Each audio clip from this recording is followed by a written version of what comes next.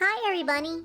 Before I released the second video discussing Morgana Le Fay's Celtic origins, I felt it would be behoovy of me to discuss all of the original Knights of the Round Table, Arthur included, in their original mythological glory.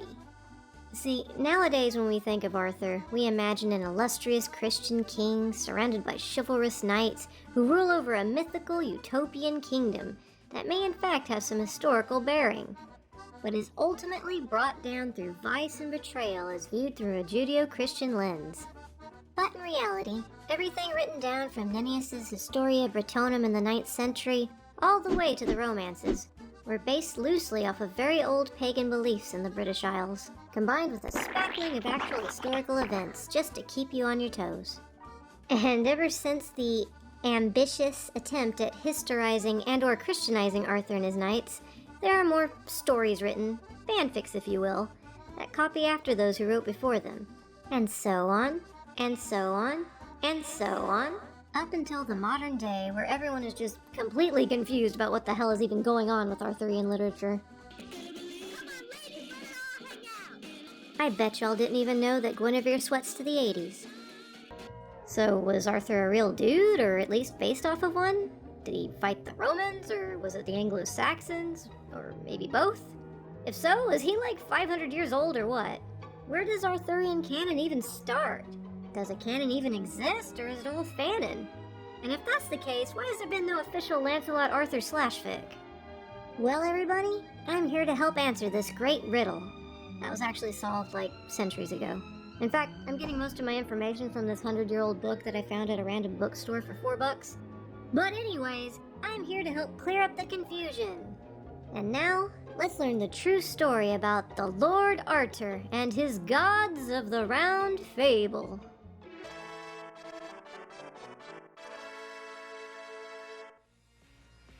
A little speed run through history as written by Charles Squire and the BBC here.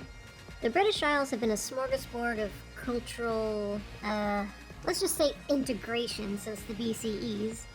Nobody even knows much about the original inhabitants, referred to simply as Iberians, before the Celts, or Indo-Europeans if you prefer, came over around 800 BCE or so and were like, cool island, wanna have babies? Yes, you do!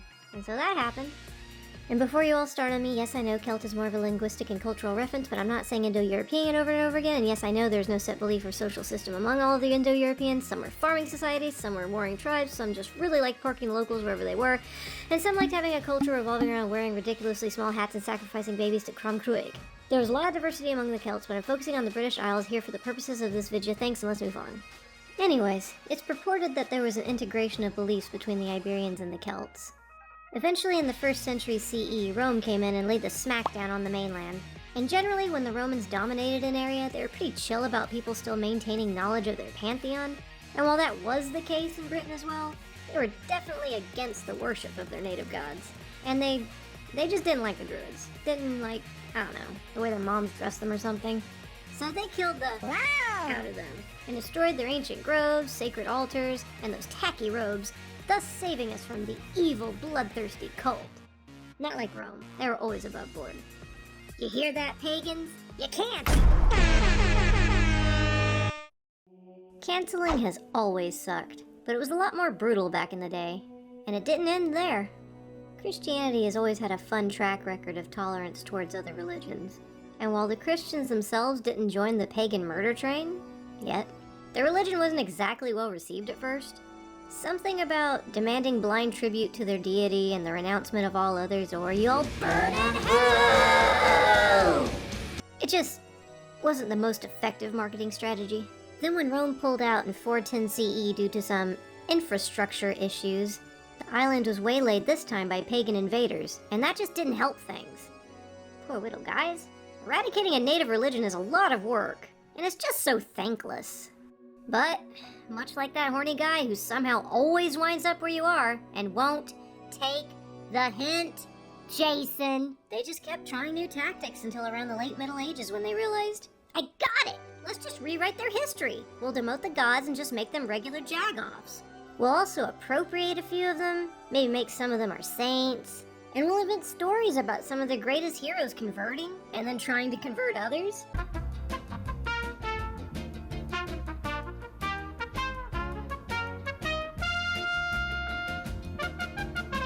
And the rest who we can't place well into history or appropriate as saints, we'll just turn those guys into demons or fairies.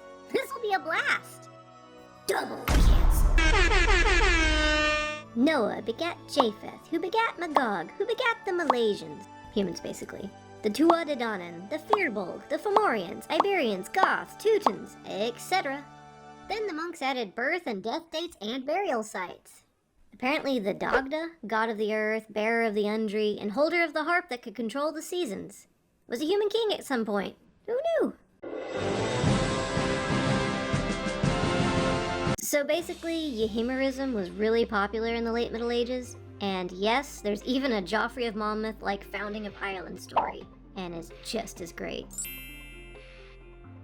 For the uninitiated, Yhimmerism is when scholars try to fit mythology, religion, and figures from the aforementioned into historical accounts, events, or even real people.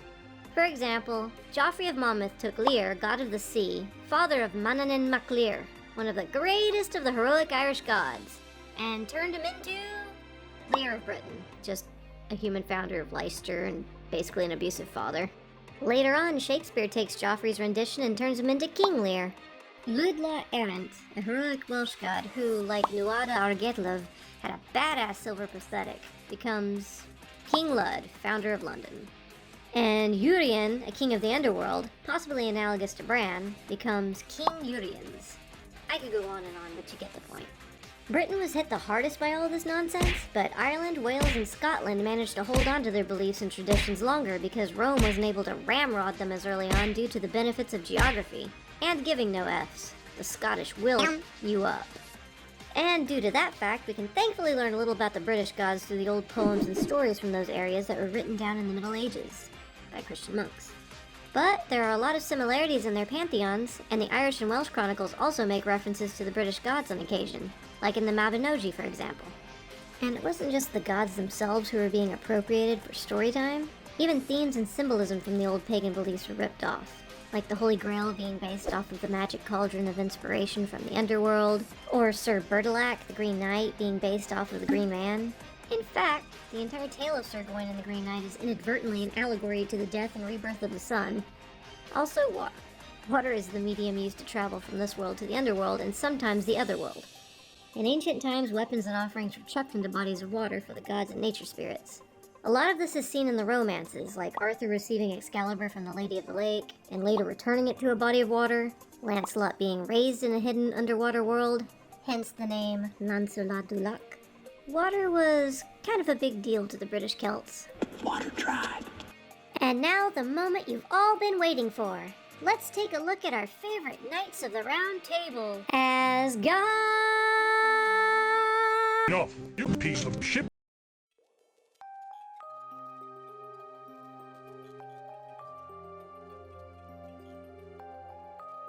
Arthur is an interesting case because he's not mentioned at all in the four branches of the Mabinogi, and in early Welsh literature he's simply referred to as a warrior chieftain. Then, all of a sudden, by the time he appears in the Red Book of Hargest in the 14th to 15th century, he's promoted to King of the Gods. One hell of a promotion. This is probably due to the fact that two Arthurs have been conflated, a god Arthur, who's probably also an amalgamate, and a human Arthur, a warlord who rallied the forces of Britain against invaders. As far as the god parallels go, there's an Artur in Irish legend who is the son of Nemed, who fought against the Fomorians, the mortal enemies of the Tuatha De Danann, the god tribe of Ireland who are devoted to being the little people under the hills, and a Gaulish deity named Artaeus, a patron of agriculture. Both were associated with the Holy Bear. Arthur also shares similarities with deities from other pantheons, like Osiris and Horus. Hell, he's sometimes outright called British Jesus, and that's not for nothing. But that could be an entire video in and of itself, so let's move on. Since Arthur is not mentioned early on in the myths, it's theorized by Charles Squire that he may have superseded a god by the name of Gwydion, who he shares similar adventures and objectives with, and who is suspiciously missing in later tales, even though the other gods are present as kings and heroes and whatnot. Gwydion and Arthur both bring culture and enlightenment to the human realm from the underworld, think Prometheus. They both attempted, and in one case succeeded, in stealing pigs from the Lord of the Underworld, which is analogous to bringing wealth and fertility to the earth. and they both aid humanity in their cultural growth and enlightenment. Although it's to be noted that Gwydion's trickster nature and use of magic and shapeshifting also associates him with Da Merlin of modern Arthurian myth. Guessing the fanfic historians gradually handed those qualities over to Merle, making the magician character duplicitous does kind of fit their narrative better. In The Dream of Rhonabwy, Arthur's vassals include Nude, Lear, the god of the sea, Bran, god of the Celtic Elysium, Golvanan, god of smithing, and Ariantrod, goddess of dealing with bullshit, and etc. In Kilwech and Olwen, his vassals are most of the previously aforementioned, as well as Amathion, Beli, Manawandan, Pryderi, etc. Gwydion's sister Ariantrod, who is later known as Morgause or Anna, your mileage may vary, gave birth to Lugh, the god of light, and Dylan, the god of darkness. These are the parallels to Sir Gawain and Sir Mordred in Welsh mythology. The Gwelchme of Welsh literature is who we've come to know in the modern world as Sir Gawain. He is a direct parallel to hold on a sec.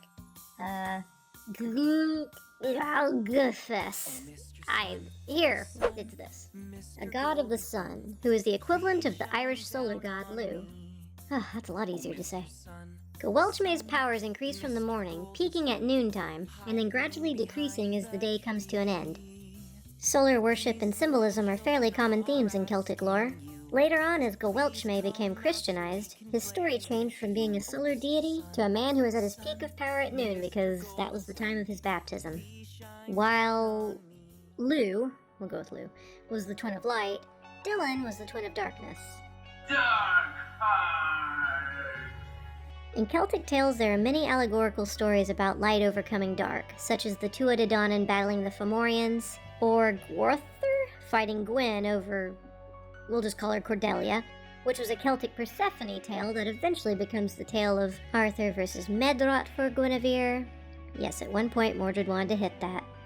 Arthur versus Lancelot for Guinevere, and eventually Arthur, but not really, it's Lancelot, now you cuck Arthur versus Meleagant. And there's also Balin, the dark god Bran, versus Balin, the sun god Belinus. But back on point. Aside from being the antithesis to Lugh, not much is known about Dylan other than that right after being born he immediately said F you to land society and became a bohemian surfer. The ocean was often associated with primeval ancient darkness, monstrous births, and chaos. Hence why the Fomorians, the enemies of the Irish pantheon, were said to live beneath the sea, although they did have a swank glass outpost on Tory Island. Some Celtic deities were also associated with the sea, and as a result were usually affiliated with the mysterious Otherworld. Manannán, son of Lear, had a palace known as the Island of Apple Trees. Dylan's career is fairly short-lived, as he is accidentally murdered early on by his uncle. Not his dad uncle, but still. Sound familiar? Sir Kay, rather than just being a surly, unmentionable bully like he is in modern renditions, was originally a personification of fire. Anything he held would stay dry and warm, even in intense downpours. He could grow as tall as a tree, and he would warm any object or person near him.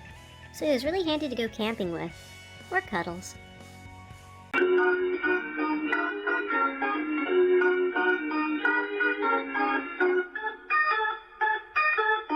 Mr. Merlin is also a convoluted mess, but he was originally Merlin, a sky god akin to Zeus in the Greek pantheon. Well, that does explain the whoring. Sorry for the slut-shaming, Merlin.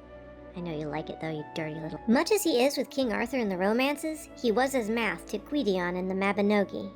His omniscience come from how he could hear everything in the world so long as the wind could touch it. The tale of Nimue and Merlin, which was originally called Holy Cow, could you take the hint already? I'm calling the police! Was based off of the original tale of the goddess Rhiannon catching Gwawl, Merlin, and having Pwyll trick him into getting into a sack where he's then kicked and beaten with sticks. Now that's how you deal with a stalker, Jason. When I was insolent, I was placed in a burlap bag and beaten with reeds. Pretty standard, really. There's a lot to learn from myths. The tale of Merlin's living grave, where he's trapped by Nimue, is also a parallel to how the sky god rests each day in his tower of woven air. The sun's disappearing! We're all gonna Merredin is also a god of war, and was historized by folk, mostly Nennius and Joffrey. And I already did an explanation of that in Joffrey of Monmouth's History of the Kings of Britain Part 5, so here's the excerpt, because I'm not doing it again. The way we view Merlin nowadays can be completely attributed to Joffrey of Monmouth. Now, that isn't to say that he's some sort of creative titan or epic writer. It's more that he's a very talented hack. You see, Merlin is Joffrey's OC. If by OC I mean he based Merlin off of two pre-existing characters from other works. The first is... I'm gonna try to actually pronounce this properly. Merredin Risht. And the other is Aurelius Ambrosius. Merredin was written about in early Welsh literature and was basically the world's first spoony bard. The poor guy went mad after being on the losing side of the Battle of Arthurgyrd, where he had a front row seat to the murder of his brethren. He then said, "F you, society," and became a wood hobo where he started seeing visions of the future. If he existed, it was in the 6th century, which was after Arthur's time. Now, the original Ambrosius Aurelianus was a real person, and a Romano-British war hero. Aurelius Ambrosius, however, is just a fictionalized depiction of Aurelianus written by Nennius in Nennius's Historia Britonum. Nennius's version was the son of an incubus who told Vortigern about the tower and the dragons, and about the defeat of the British to the Saxons. Sound familiar? Ambrosius is just another name for Merlin, eh, Joffrey? You naughty little minx. Oh gosh, this video is like a schmillion years long at this point. This is getting redonkulous. Here's the short version for the others. Okay, here we go. The short version. Ellen, Merredin the Sky God's waifu, became 5 different Elaines. 2 were married to King Ban and King Nentres, both variants of the Dark God. 1 was the daughter of King Pellinor, and the 2 most popular, who were desperately thirsty for some Lancelot D, are Elaine the Lily Maid of Astolat and Elaine, daughter of King Pell. Percival is Peridor, Galahad is just a ripoff of Gawain, Lancelot is a French insert who's probably also an amalgamate ripoff, or at least a ripoff of some unknown hero or god. Tristan, lover of Iseult, fought Mark, or rather March, son of Mercion, a deformed underworld king with animal features much like a Fomorian King Midas. Tristan and Iseult are probably based off of Diarmid and Gronya and possibly other old Celtic love stories. Phew. The Celtic gods and their stories are fascinating, and I highly encourage everybody to give their tales a read or a listen. It's honestly a shame that they've been so despoiled and perverted over time, but you can still get the bare bones of the original lore if you read between the lines. So, to summarize, there are many, many, many renditions of King Arthur and his Knights of the Round Table. But remember, it's basically all appropriated, Christianized, and euhemerized crackfix based off of the old pagan and Celtic tales of the gods of the British Islands. Thanks for watching! I hope you all enjoyed that. If so, please check out my Patreon. Even just $1 per episode will get you access to the super secret Discord server, and the ability to choose which video I'll be working on next, as well as other fun gubbins. If you can't afford to share the monies, then please be sure to like, comment, and subscribe to help the channel grow. Take care, humies! See you all later for more Arthurian summaries and Bunby-style analysis. Bye!